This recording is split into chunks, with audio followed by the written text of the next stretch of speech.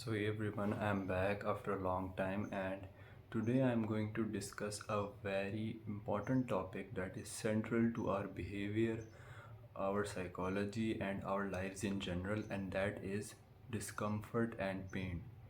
So you may have guessed why pain and discomfort is vital to us because it helps us to stay away from things that might be dangerous or things that could hurt us or cause our bodies harm.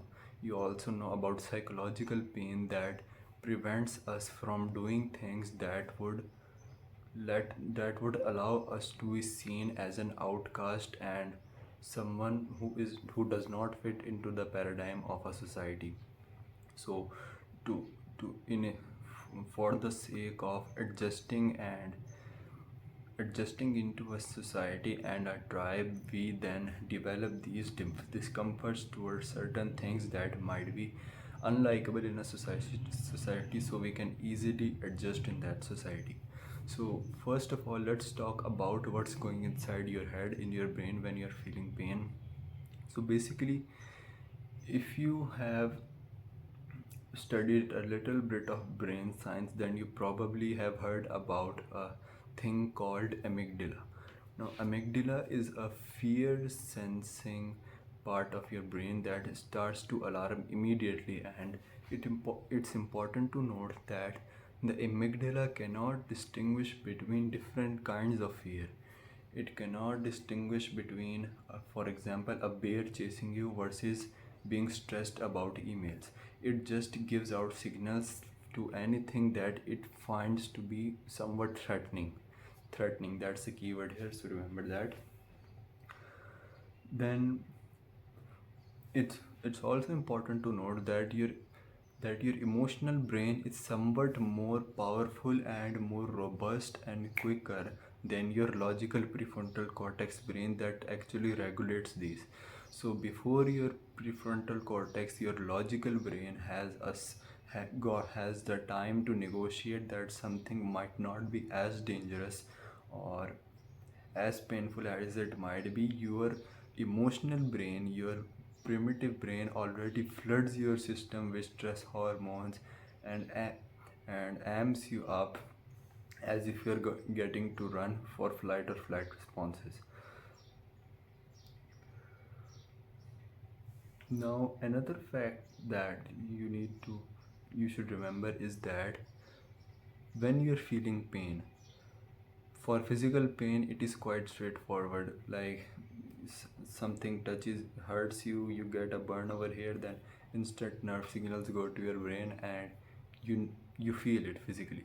But the emotional pain, the pain like loneliness, heartbreak, and awkwardness, these types of emotions, when they are created in the brain, they almost overlap with the brain patterns that cause physical pain. So the brain activity that cause physical pain is almost the same as the brain patterns that cause emotional pain.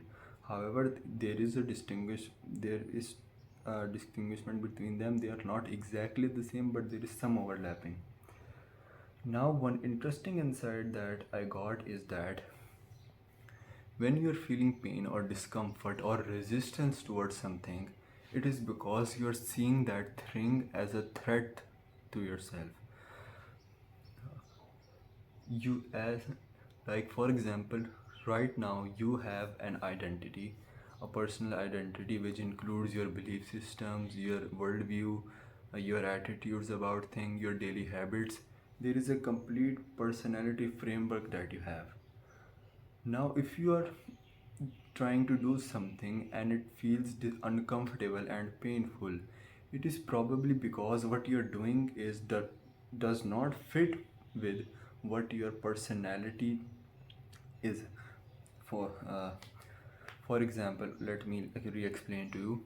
So when you are doing something that you feel discomfort towards or resistance towards, it is a sign that that thing is not a part of your personality, and it's and your body sees it as a threat. Your brain and your mind protects your physical body and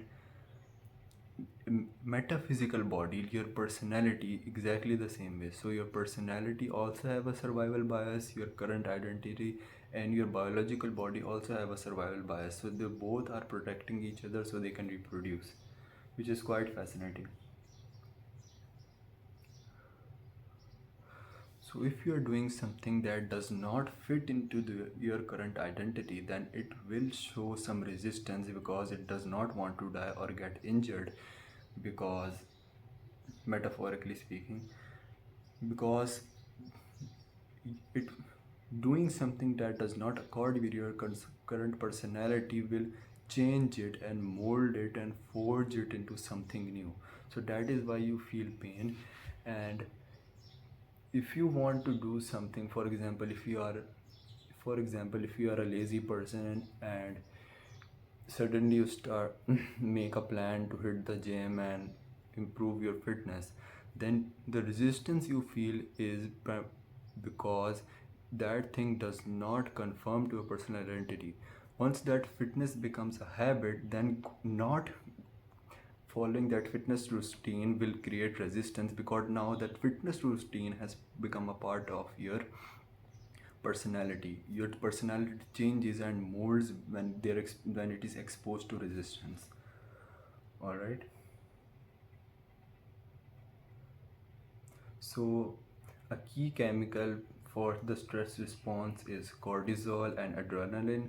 These chemicals flood your brain and weakens your logical control over yourself before you can try it. So uh, before you can think about anything, your logical brain is overpowered by your emotional brains due to the flood of these chemicals like cortisol and adrenaline. So I haven't researched a lot on this, but hope you like this video and learned something new. See you in the next one.